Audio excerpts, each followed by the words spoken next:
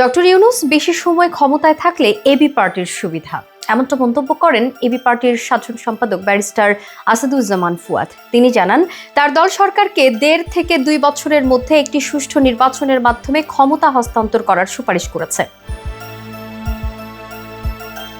সম্প্রতি একটি বেসরকারি টিভি চ্যানেলের টক শোতে তিনি বিএনপির নির্বাচনের দাবি ও রাজনৈতিক পরিস্থিতি নিয়ে তার দলের অবস্থান স্পষ্ট করেছেন।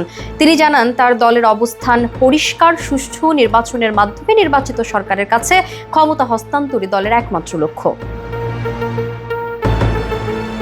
ফুয়াদ বলেন, বিএনপি একটি বড় রাজনৈতিক দল হওয়ায় তাদের ক্ষমতার আকাঙ্ক্ষা স্বাভাবিক। তিনি উল্লেখ করেন, বিএনপির নেতাকর্মীরা স্থানীয় থেকে জাতীয় পর্যায়ে নির্বাচনে জয়লাভের আশা রাখে, তাই দলটি নির্বাচনের কথা বলছে। তবে তিনি মনে করেন, বিএনপির এই দাবি অ্যাবসলিউটলি কারেক্ট নয়, আবার এনসিপির মতো নির্বাচন পেছানোর যুক্তিও সমানভাবে গ্রহণযোগ্য নয়। ফুয়াদ জানান, নির্বাচনের বিষয়ে তারা প্রধান উপদেষ্টার কাছে লিখিত প্রস্তাবও পেশ করেছেন। তবে তাদের দাবি হলো, অন্তর্বর্তী সরকারকে প্রথম ২৫ ডিসেম্বর বা ২৬ জুনের মধ্যে একটি সময়সীমা ঘোষণা করতে হবে।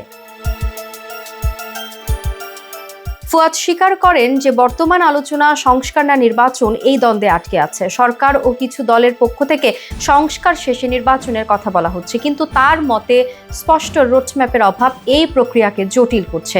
তিনি দুটি সমাধান প্রস্তাব করেন: ১. রাজনৈতিক দলগুলোর সঙ্গে আলোচনা করে সময়সীমা নির্ধারণ; ২. জনগণের মতামতের ভিত্তিতে নির্বাচনের সময় নির্ধারণ।